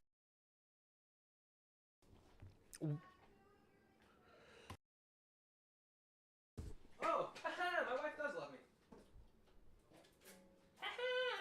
Look at that. She's taking care of me. Talking a lot, coming off of a sickness. Dude, I've got the immune system of like what has a really bad immune system? What gets sick all the time? That's not named Tigo. Like, dude, I don't get it. I get sick all of the time. all the time for no reason. I'll just have a cold, like a constant flu. It's probably a problem. Should probably go to the doctor, but nah, screw that. But as I was saying, right? Yeah, so there's the defensive line. Now, the one guy that I haven't been able to talk to about on this channel because I was on a cruise when we signed him, and then when we got back, there was never really a right time to talk about it. But the thing I think that I find incredibly interesting is what is going to be Al Woods' role? Robert Saleh, in his time as a defensive coordinator across the entire his career in San Francisco and including the New York Jets, has never gone out of his way to get a big space-eating, run-stuffing defensive tackle. He doesn't use that type of defensive tackle. He had 1 year where he had Foley Fatukasi, and that was because he inherited him when he came to the New York Jets. That defense was absolutely atrocious, and when he had the opportunity to keep Foley Fatukasi, they didn't even offer him a contract. They didn't even call him. They said, thanks for being a Jet, and they let him walk. And I think he's on the Jags now, but like we did not even offer him a contract. So for us to go out and get a guy like Al Woods incredibly intrigues me because the New York Jets, specifically Robert Saleh, don't have a history of using this type of player. So obviously he's going to be used on first downs, but like how does that affect the rest of the defensive line? I think it's super interesting. I'm curious to see how Al Woods' utilization is going to be with this football team. He's going to be one of the players that I'm going to stare at constantly this offseason for that exact reason. But there's your interior of the defensive line. There's your exterior, your edge guys on this defensive line. It was a really easy room, in my opinion, with the line. We're super deep on the defensive line. Love it. Now let's go to the linebackers. And I had a really hard time picking whether to go in a base 4-3 defense or in a base nickel defense. I should have gone into the nickel. It would have made my life a lot easier. We play way more nickel than we play out of our base 4-3. I should have done that. I didn't. My bad. But if you look at the linebacker room, CJ Mosley is our middle linebacker. Quincy Williams is our weak side linebacker. Quan Alexander is our strong side linebacker. And then I have Zaire Barnes and Jamien Sherwood backing them up. Now, if this is a perfect world and I can play guys wherever I want them and it all works out and everything is perfect and all of those things, I would like to have Jamien Sherwood step up and take that middle linebacker role away from CJ Mosley so that we can put CJ Mosley as the weak side linebacker, because that's what we ask our weak side linebacker to do, is to be the run support guy, and he's not really going to be there to be utilized in coverage. That's what the middle linebacker is for. And with CJ Mosley losing a step, I don't have a ton of confidence that CJ Mosley is going to be able to keep up with tight ends nowadays. Jamien Sherwood is like 25 years old. He's young and he's fast and he used to be a safety, so he understands coverage responsibilities and he knows how to get his nose to the ball. The real problem with him is he doesn't know how to shed blocks effectively at the NFL level yet. I'm hoping that he improve that in the offseason so that we can bump Jamien Sherwood to that middle linebacker role, put CJ Mosley where I think he would be better suited at that weak linebacker role so that he can be that run support for that defensive line so that we can really tell our defensive linemen, hey, hair on fire, go get the quarterback. Don't worry about it. CJ Mosley, the best tackler that we have on this roster, probably not named Chuck Clark. Don't worry. They got it. Chuck Clark and CJ, they got it. That's their responsibility. They're going to support you in the run. Don't worry about it. And then Jamien, who's a coverage guy, can be good in that.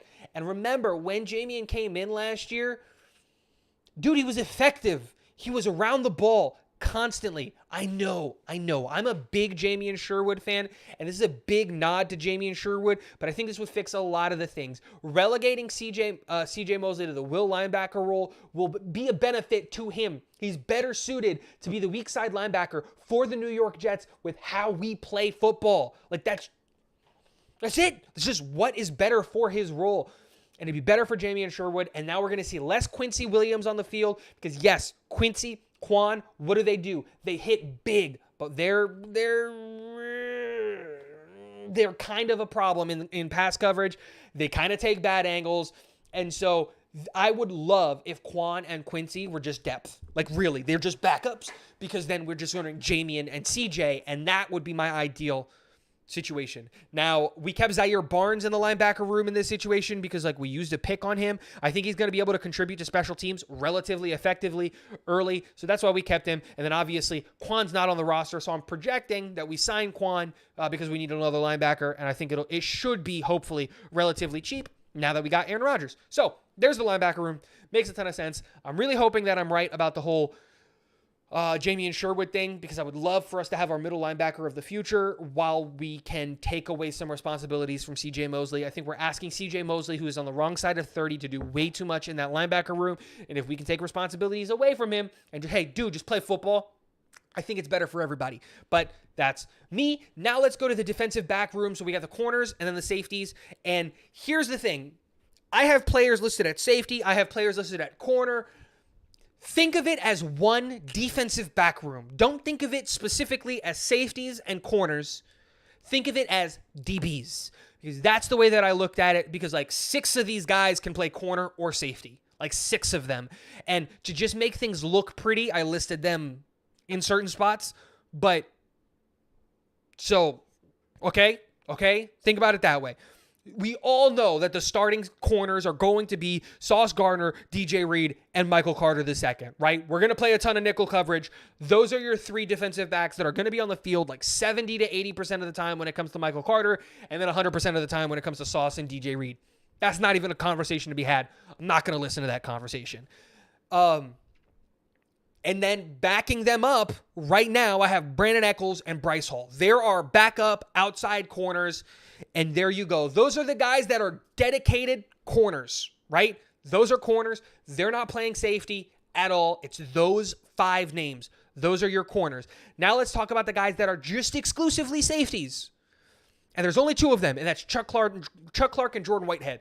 That's it. Those guys are safeties. Boom. You got your strong side safety in Chuck Clark, and you got your weak side or free safety in Jordan Whitehead. The best way to think about this is Chuck Clark is going to take Jordan Whitehead's job, and Jordan Whitehead is going to take LaMarcus Joyner's job. That's the best way to look at it. Chuck Clark is going to be the guy that's going to come down into the box and support the run and do all those things. Why? Because he's an excellent tackler. And Jordan Whitehead was actually pretty decent in coverage last year, is going to be the guy who's going to be primarily responsible for coverage. Easy breezy.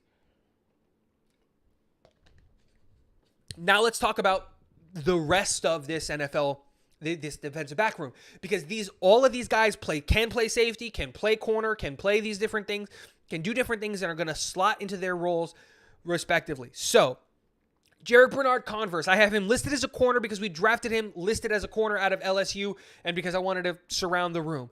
I don't think he's going to have a role outside of special teams at the beginning of the year. He is my Justin Hardy replacement early, and I think that legitimately. The reason I have him there is because, one, I think that he can be our free safety of the future, or I think he can be a competing free safety of the future. But right now, my expectation of him is to be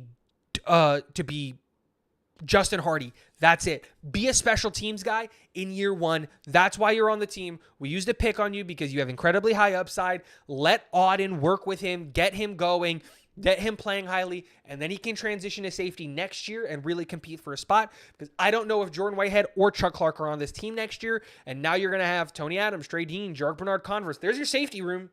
And you got to figure out 2 starting safeties amongst those 3 guys. So, Jarek Bernard-Converse, I'm going to give him a Jason Pinnock-esque kind of role. If we need a safety in a pinch, he can do that, but I really just want him to be a special teamer.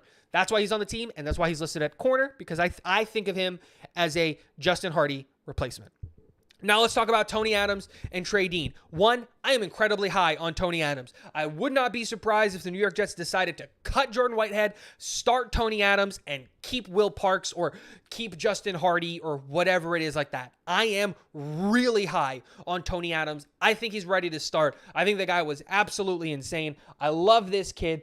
I just think he's good. And Illinois is the new DBU, in my opinion. They just got guys that come out of that school that know how to play safety and know how to play corner. It used to be LSU, but LSU hasn't had a good corner in a long time. And I'm including the guy that went to Houston because I already forgot his name because he was the first corner taken, and he's absolutely not as good as Sauce Gardner. What's his name? Somebody remind me in the chat. Oh, my God. He's got a 3-letter name. Somebody will tell me in the chat. Doesn't matter. And so, yeah, I really like Tony Adams. I love his size. I love his speed. I love the way that he plays. Derek Stingley Jr. Thank you, Jennifer. You're the best. But again, I think he's got great size and speed, athletic profile to play safety for the New York Jets. I love it. But I really believe all of the stuff that they say about Jordan Whitehead. I think they like Jordan Whitehead. I think that they think that the New York Jets, that he's going to take a step in year 2. I totally believe all of those things because I don't think it's coach talk when it comes to Jordan Whitehead. There are some players that I think it's coach talk and all of those things, but boom. Jordan Whitehead makes a ton of sense. Now, I see the questions. Trey Dean. Why is Trey Dean here? He's an undrafted free agent. Blah, blah, blah, blah, blah. Trey Dean is your Will Parks replacement. Do you guys remember what Will Parks' role was when he was on the New York Jets last year and why we kept him and why he was on this team? What was his role? He was... Oh, and Tony Adams can also play backup slot corner, and I really, really like that about him. So if Michael Carter goes down, knock on wood, because I hope he doesn't, Tony Adams can fill in that role really, really easily, and he can be the backup slot cornerback so that we can still run nickel and dime coverage a ton. Well, what was Will Parks' role? He was brought onto the field because, one, he was the biggest safety that we had in the room at 6 foot, 200 pounds, and he was asked to come in and erase tight ends. Well, for those of you who don't know, Trey Dean is 6'3", 210 pounds, and he's fast, and he's good in coverage. So what is a guy who's 6'3", 207 pounds, what does he match up against really, really, really, really well? If you guessed tight ends, you're right.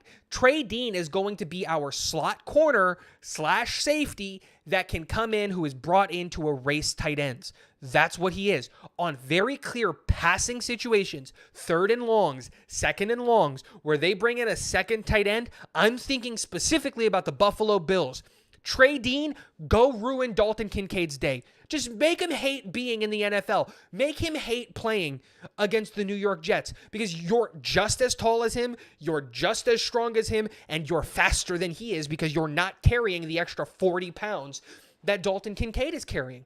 There you go. That's it. Just make his life hell. Just make him hate having to come onto the field. And do that to every tight end too that ever comes onto the field ever. And that's why Trey Dean is on this team. I can't tell you how many times, not just me, but how many times New York Jets content creators had drafted Trey Dean in the 5th and the 6th round to play safety for this team, even after the Chuck Clark thing, to be the replacement to Jordan Whitehead. Well, we got him as an undrafted free agent. I don't think he should have gone undrafted. I think he absolutely should have gone drafted. I think he is absolutely a good talent on this team. And as a guy who's going to be used as a tight end eraser, that's what I like about his role. Think not as much utilization, but think what the Baltimore Ravens did with the safety that they took, Kyle Hamilton, right? They used him as a tight end eraser, right? That was it. That was his whole job is, hey, you know what? Go erase tight ends. And that's what he did. So while you have your guy who's out there, like the linebacker is going to cover tight end 1, right? CJ Mosley is going to take Dawson Knox. He's going to take, I don't even know who tight end 1 for the Miami Dolphins is, but Mike Gesicki is tight end 1 for the New England Patriots now. Like CJ Mosley is going to cover that guy, while Trey Dean is going to come and cover in the other guy, right? So when you're looking at Buffalo, Dalton Kincaid, like that's what his job is going to be. I think Hunter Henry is tight end 2 in New England. So you're going to cover Hunter Henry, and that's what his whole job is. Yeah. So there you go. There is my predictive 53-man roster. I'm going to take it off the screen now. Boom. And we're back. Let's see it, chat. Let's see what you guys are yelling me at.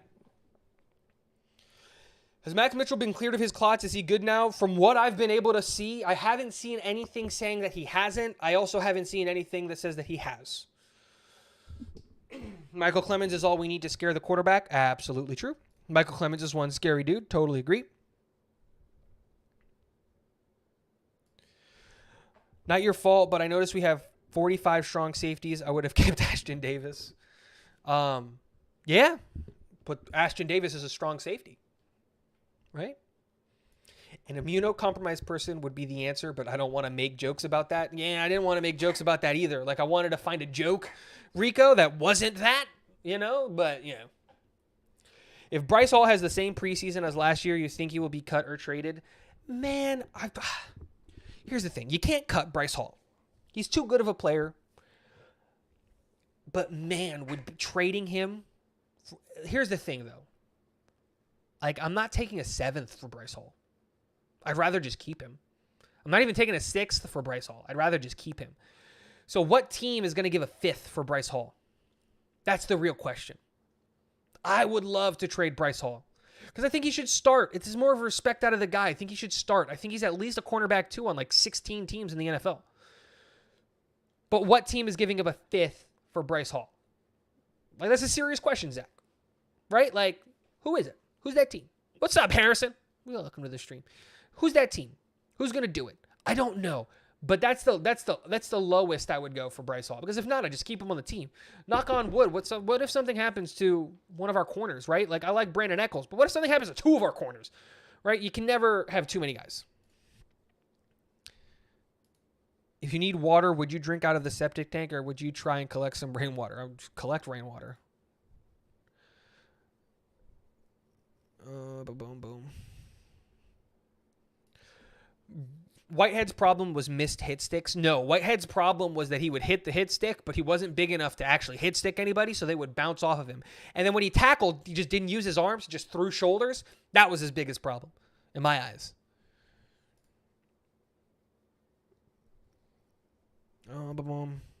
I thought the Jets labeled Converse as a safety in their rookie training camp stuff.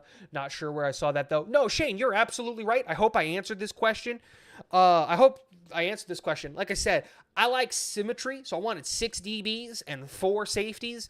The only guys that are truly cornerbacks were, like, on my list were DJ Reed, Sauce Gardner, Michael Carter, Brandon Echols, and Bryce Hall. Those are corners.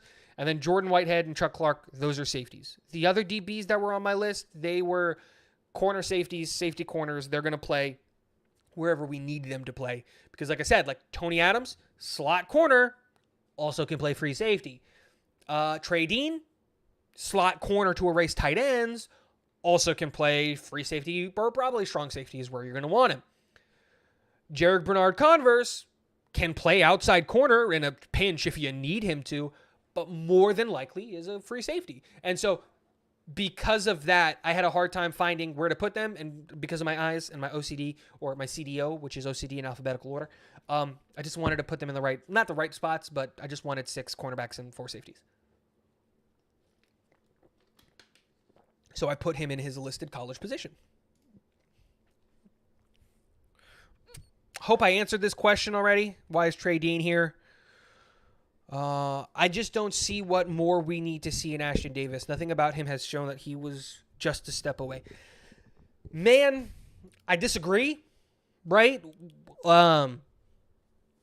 This might be me just being a homer on Ashton Davis, right? I really like that athletic upside, and he's a specials guy. But like I said, I had a hard time keeping him on this team for that reason, was because there wasn't enough there for me to keep him. And with guys like Tony Adams and Trey Dean, the possible upside there is more alluring and enticing than keeping Ashton Davis. So, boom, he got the cut.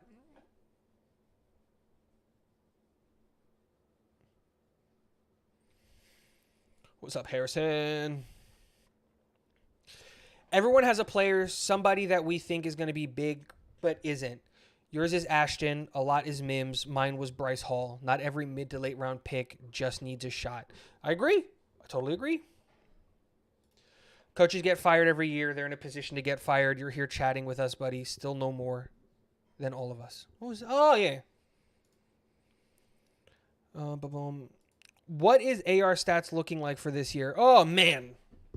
You know what would be great? Like a cool 4,200 yards, 28 touchdowns, 3 or 4 that's a little bit much, right? 7 interceptions. And that's it. And the reason I'm putting like relatively modest numbers is I want to be beating teams so badly. And I also want Breece Hall to have like 20 touchdowns and Israel Abanikanda to have like 10. Like, I just want us to run down teams' throats. so that Aaron doesn't have to win us games. Like, how great would that be? But I want to be beating teams. And this is I'm stealing this from Green Bean because I love this take. I want us beating teams so badly that Zach Wilson gets the fourth quarter. Like, that's just it. Like, I want to be 40-7 on teams and just giving Jarek Bernard Converse and Jermaine Johnson and Will McDonald the starting reps, all 3 downs, and Brandon Eccles and Tony Adams and Trey Dean. Like, I just want to be beating guys so badly that it's just like, yeah, we're just going to run the ball. We're just going to hold on the ball for 8 minutes because we're averaging 4 yards a carry, and, like, there's nothing you can do to stop it. So, like, Aaron Rodgers is going to throw for, like, 240 yards a game. That's it. That's it. He's not going to throw for 300 yards a game. He's going to throw for 240 yards a game. It's 4,100 yards, right? 250 yards a game. That is 4,100 yards. And the reason for that is we don't need him to throw a 350-yard game because Breece Hall is going to run for 100 yards a game. That's it. Just going to run for 100 yards a game. Easy breezy. That's it. And Zachary, this is a great one too. It's a great one. Right around here. 34 TDs, 8 interceptions, 4,300 yards, 68% completion percentage. Boom. Beautiful.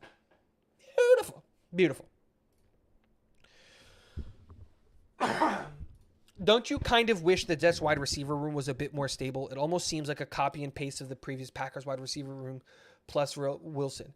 Maybe stable is the wrong word, but maybe I'm just overthinking it. I need you to elaborate, Harrison. Like, what do you mean unstable? Or I need you to elaborate because I don't know what you're getting at when it comes to the wide receiver room. Like, because the only question mark, well, there's 2 question marks in the wide receiver room is, like, Corey Davis's health, Denzel Mims' ability. That's it. Everyone else is kind of, we know what they are, right? So if you could elaborate, I would appreciate it. What percentage of the running back what percent for the running back company would you do? What? Zachary, I need you to try again. Because I have no idea what you're saying that. I have no idea what you're saying here. I want to break records. I get that. I get it. Yeah, I get it.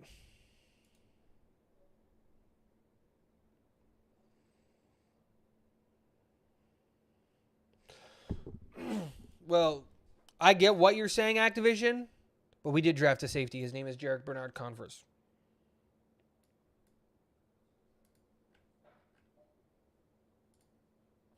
So yeah, super fun. Obviously, way too early of a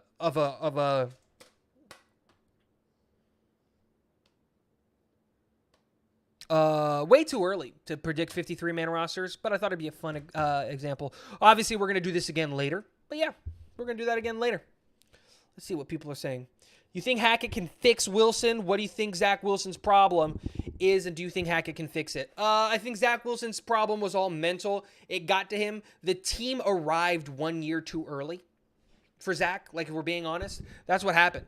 One, Mike LaFleur wasn't a good offensive coordinator when it came to developing a quarterback. We all see that now. It sucks, but that's the reality. That's just the reality of the situation. It sucks that that's the way that it happened, but what are you going to do about it? But everything that's wrong with Zach, in my opinion, is up here mentally. He has all of the athletic skill set. He has all the skills to get the things done. It's all about his mental. And it's not about Hackett more than it is about Aaron Rodgers. And him being able to see the ease that Aaron Rodgers just goes out there and plays. He has fun. He's just out there slinging it, you know? And so I think that's what's going to help him. And like I said, if you take that pressure off of his shoulders, like, let's say the Jets win a Super Bowl in the next 2 years. Well, now the pressure is completely lifted off of the team, right? Like, we did the thing. Now Zach can come in and start, and the expectation for him is going to be what? Like, hey, let's see what we got. We already won a Super Bowl. Like, everybody's going to be high off of the Super Bowl kind of a thing. So then you can start Zach Wilson and see what you've got. Because, again, the athletic profile and the skill set is there. He has it. So you got to just believe in that, and I think it's a mental thing. And obviously, the real thing with Nathaniel Hackett is that He fundamentally understands how to adjust an offense for his quarterback. Dude, he took Blake Bortles to an AFC Championship game. Blake freaking Bortles to an AFC Championship game. So, yeah, I do think. Tigo schedule, to me, not fair at all, man. We haven't been to the playoff in 12 years, so they said, here's a Super Bowl schedule. League hates us so much. There's something to this, Dakota. Welcome to the chat. Love you having you here. Like, it's insane to me that, like, we were a 4th place team and we have the 8th hardest schedule in the NFL. Somebody explain it. Make it make sense. Okay? Make it make sense. How a 4th place team has the 8th hardest schedule in the NFL. Just make it make sense. Why are we facing both Super Bowl teams? Both. Not one. Both Super Bowl teams. Make it make sense. It's just so dumb. But thing you got to take into consideration, Dakota, is you got to get that mentality out of your head. We're a scary team. We're a team that you go out to come play for. It's hard to play against the Jets. This isn't an easy running anymore. So, you know what? I don't care about the schedule because I think that we're a damn good football team. Pardon my French. What was the best wide receiver room Aaron Rodgers had in Green Bay, and how does the one we have here on the Jets? Here's the thing.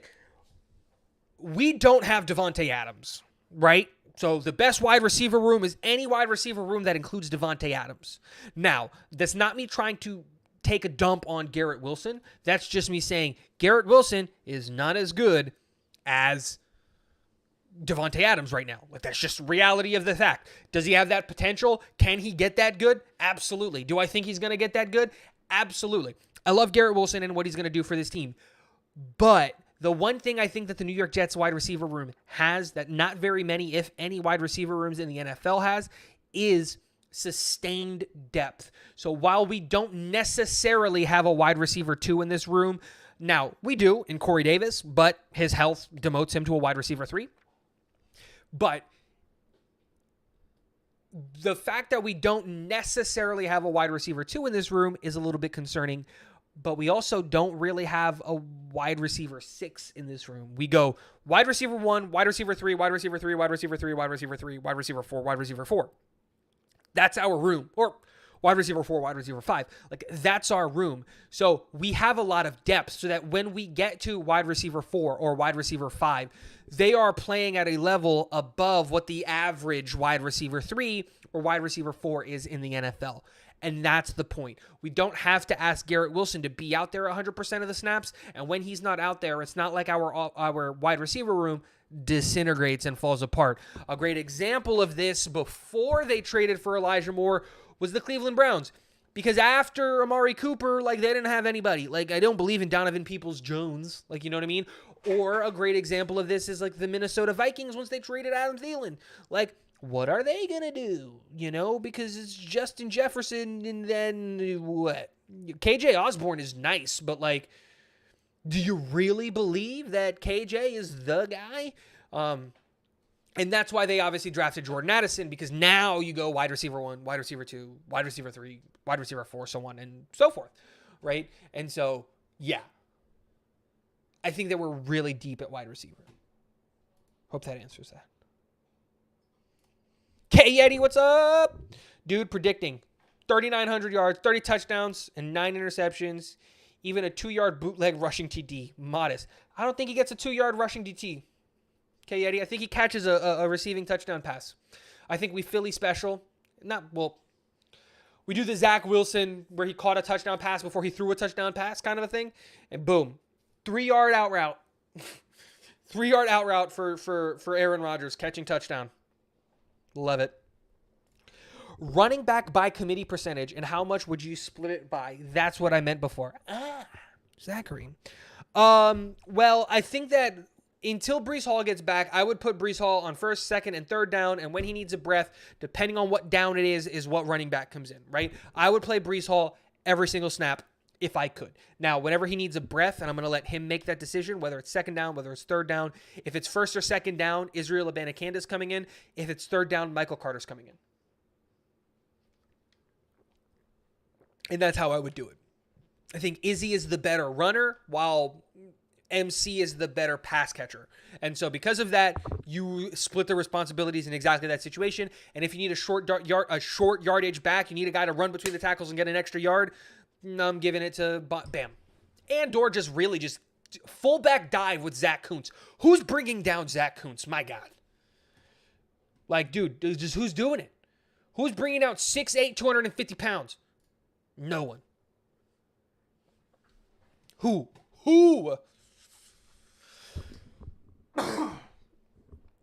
I've seen a ton of early 53-man rosters, but I got to say, I like this one the most. Thanks, Xavier. I appreciate it.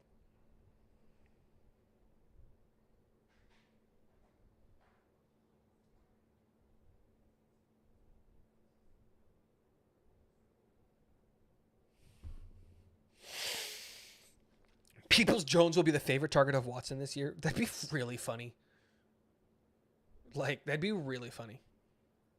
Imagine, they trade for Elijah Moore. They trade for Amari Cooper. Nah, we're going to throw at Donovan Peoples-Jones 11 times a game. Oh, imagine. Have you guys seen the videos for the schedule announcements? Which one have you guys seen? My favorites so far, obviously the New York Jets one. I've been subscribed to Rainbolt for a long time. You don't know who that is? The GeoGuessr guy. He's like, that's legit. Like, he legitimately knows how to do that. He does that with like world locations. It's insane. Love it. And then the Chargers anime intro this year was absolutely phenomenal, as it is every year. I love them roasting all of the teams that they play. For me, the highlights were the New York Jets one, obviously, with single moms in your area up in one of the billboards, was phenomenal, was fantastic.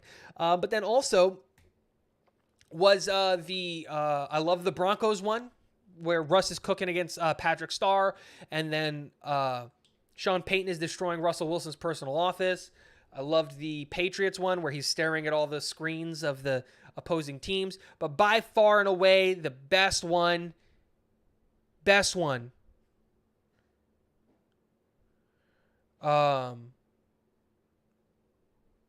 Yeah, the best one for me was the Lions one, because they just stopped the anime intro and put the gambling hotline number, and I died. I literally died. I woke up, my baby a little bit. Like, it's hilarious. Yeah, dude, they roasted the Patriots. I like when the Patriots get roasted. The Titans had a great one. I was about to get there. I loved the Titans. What was it? The Red Stallions for the Atlanta Falcons. The Jags one. What did the Jags do? I didn't see the Jags one. What did the Jags do? Let me know.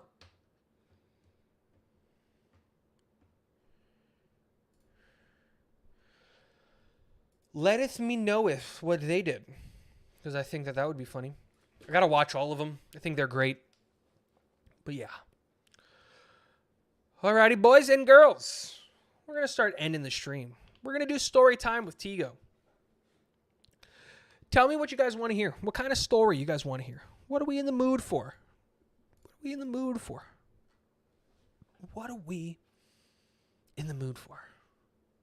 Childhood story?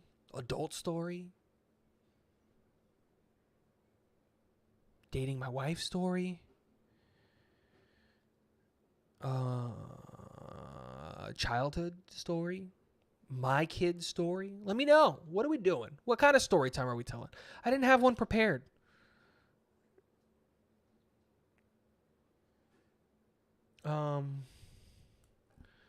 Okay, I can do that. I actually did a ton of research on Zach. I can tell you a Zach Kuntz story, if that's what you want. A week 7 story. What do you mean? I don't know what that means, K Yeti. Right now, Zach Kuhn's story is winning in my eyes.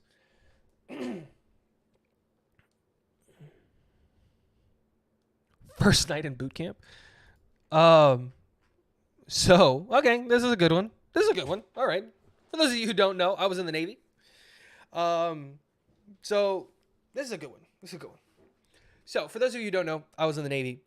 And my first my first night of boot camp was actually hilarious. So when I was going into the Navy, I wanted to be a hospital corpsman, but when I signed up, they did not have that rate available. So what I did was I took another rate with like a deployment like a year and a half into the future. And the idea was that whenever a hospital corpsman rate opened up, my recruiter, she was just going to take it, right? She was just going to take it. And no matter how quickly the turnaround was, I was going to ship out. So I was at work and I get the call from my recruiter and they were like, hey, I got a corpsman rate open. You leave in 6 days. Do you want me to take it? I was like, I don't know why you're calling me. I already told you to forge my signature. Take it. And she was like, okay, I need you in the office like today or tomorrow. I'm going to reserve it. It's yours. But like, we got to get this thing going and then you're going to have to ship out. So I was like, okay, cool. Make it happen. Like, take it. Take the job. I want it. Like, that's what I want to do. I want to be a medic. Make it happen. So I was like, cool. And then, so I get it in 6 days, and at this time I'm married. We got to do all of this different stuff and blah, blah, blah. You look less like a Navy SEAL and more like a Navy Penguin. Yeah, I am 5'10" and a half according to the Navy. And yeah, dude, I put on weight after getting out of the Navy. I have a messed up shoulder, 2 messed up knees, and a messed up wrist. So it's hard for me to stay in shape. But let's keep going. So you have to go through MEPS again to like get cleared medically. They weren't ready for me. Like my name wasn't on the list. They almost sent me back home because they were like, we don't know why you're here. We don't know why you're here, like at all. It doesn't make sense. And like my recruiter had to drive all the way up there, and like fight with MEPS and he's like, dude, here are his orders. He needs to be in Chicago or he needs to be at Great Lakes like tomorrow. You like, what are you talking about? And then they were like, oh, and you know how the military is. And so they finally find me in the system and they're like, oh crap. Okay. So I run through all of MEPS and then it's time for them to hand out the tickets, right? You swear in and then they hand out the tickets. Here's everybody's flight. Here's where everybody's going. Here's how everybody's getting to Great Lakes. And I get there and I don't have a ticket like at all. And they were like, crap.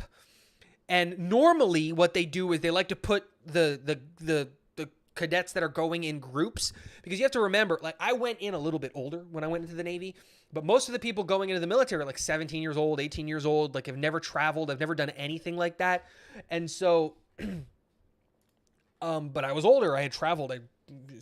So they were like, crap, what's going to happen? Oh my gosh, this is crazy. So they finally find me a flight. But it's the last flight leaving for Chicago that night. And they want you flying out earlier because they want you getting to Great Lakes relatively in the middle of the day so that they can just abuse you the whole first night so that everybody's sleep schedule gets fixed, right? For those of you who don't know, when it comes to like the first night of boot camp, you don't sleep that first night. They keep you awake and doing things on purpose because they have people coming in from all of the time zones, from all around the world that are coming to do boot camp in one time zone. So by keeping everybody up for at least 24 hours, you can get everybody to go to sleep at the same time. Boom, everybody's on the same schedule. So that's the strategy for keeping people awake. Well, I didn't have to deal with any of that stuff because my flight was the last flight there. They didn't inform Great Lakes that I was going to be there. So when I landed in Great Lakes and then I went to the USO, the Navy left. There was no vehicle for me. Like there was nobody waiting for me. So the USO had to call the Navy and be like, hey, like you've got a recruit here. What do you want us to do? And they were like, crap. And for those of you who don't know, the Chicago O'Hare is about an hour away from Great Lakes, and they were gone. They were just gone. I was just hanging out in the airport by myself. And then they were like, I guess go get some sleep. Go hang out in that chair. You're going to have to wait. And then I'm sitting there. I'm waiting. I took a nap. You're not supposed to take a nap. You're supposed to be awake this whole time. So I took a nap. And then an hour later, they get there, and they get there with a van, and it's 2 Navy like petty officers, right, that came to come get me, RDCs, that came to come get me. And that whole, you know how like you see it in the documentaries all the time, like they open the van and everyone, like there's like 6 RDCs, they're all screaming at it, yeah, hurry up, I didn't deal with any of that. None of it. I was the last person to get to Great Lakes because they didn't have any of my information. And like, I thought it was really funny. They just saw a group passing, and they were like, you're part of that group. And they went and found the RDC, found their, like, what's your group number? Like, what's your division number, your whatever? I forget what the name is. What's your number? This kid is now a part of your division. Like, deal with it. Find a spot for him. And like, I didn't have to deal with any of, it was kind of a blessing, right? Because I didn't have to deal with any of the screaming in my face and all that stuff. But like, that's like a quintessential boot camp experience. And I didn't get it because I was the last person that got there. I got to Great Lakes. It was 1 a.m. So people that had been there since like 11 in the afternoon, 12 at noon, and had been going through all of this stuff, I didn't have to deal with any of it. I got there, it was like 1 a.m, which was hilarious because like you have to do your final phone call before you put your phone in the box, right? And I called my wife, and she was asleep, and she woke up like half dead. She was like, hello. And just because she was asleep, obviously. It was like 2 a.m. for her because obviously we live in Florida. It's a 1 hour time difference. So it's 2 a.m. But it was just like, yeah, I didn't have to deal with any of that stuff. Got my thing. And I was the only person, like day 2, who was like refreshed and like felt good because like I got sleep. I slept for like 3 hours before I got picked up at the Navy, before I got picked up from the USO, because they had to go find somebody. They had to go check out a vehicle, and 2 people had to come get me, and they brought me, and then they had to rush me through medical processing because people were already going home. It was funny because like you go through medical processing, right? And you have to go through medical processing through like hospital corpsmen, right? Like they're the ones who have to do it. One of my RDCs was RDC is a drill instructor, right? One of my RDCs was a hospital corpsman, and he actually had to administer some of the tests, which is insanely irregular. Like, I had a really, really, really weird experience. But then, yeah, like, you're supposed to line up in a group, and that's where, like, they tell you to take your underwear off and get naked and put all the Navy gear on. I did that by myself. Not another person was in there with me. It was insane. But, yeah, that's my first night at boot camp. I got a really easy first night. But, yeah, there's my first night. What's harder, doing the Navy job or being a Jets fan for the last 12 years? Being a Jets fan for the last 25 years. I loved my time in the Navy. I loved every second of it. If I could do it again, I would. Not really, because I have a kid now. But if they called me again, if let's just say it this way, if the country ever went to war or anything like that and I got the call, I would have a really, really, really hard time saying no. If they ever said, hey, we need you back, I would legitimately have a hard time saying no. I love this country. I love my time in the Navy, and I loved being a medic and helping people and taking care of people, and being that safety net for my guys. I really, really liked doing that, and knowing that I could patch up a guy and hopefully bring them back home was why I joined the Navy. So yeah, wanted to bring Marines home. How long ago? A couple of years. I got out right before COVID. Yeah, I got out right before COVID. That's when I got out of the Navy. Got out right before COVID. You were lucky? Insanely lucky, man. I was. But again, like I kind of wanted to go through that stuff. I did. But I did get insanely lucky. Alrighty, guys. It's almost midnight here. Thanks for hanging out for like the last 2 hours. It was great. But I need to use the bathroom. I also have homework that I need to do. I don't need to do, but I want to get ahead. So yeah, thanks for all hanging out. Guys, we do this live stream. Thanks for hanging out. We do this live stream every Friday at 9:30. Tonight we pushed it back because I had to watch my Leafs lose in round 2. But next Friday, we'll be back 9:30. We might do something this weekend because I'm bored. I don't have any schoolwork really to do. And if we have a late night live stream, maybe we do it. When did I take the ASVAB? Oh, I don't know, like 6 years ago, 7 years ago. This was 2018, 2019, 2018. I don't remember. Something along those lines.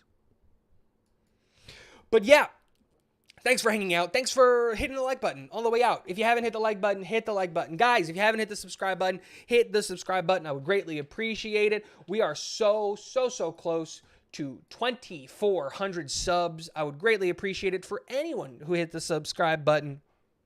We'll be here next Friday. We're going to be doing videos every day of the week this week. I'm really, really excited for this offseason. The offseason is starting. Schedule is out. It's time to get wild. Guys, thanks for hanging out.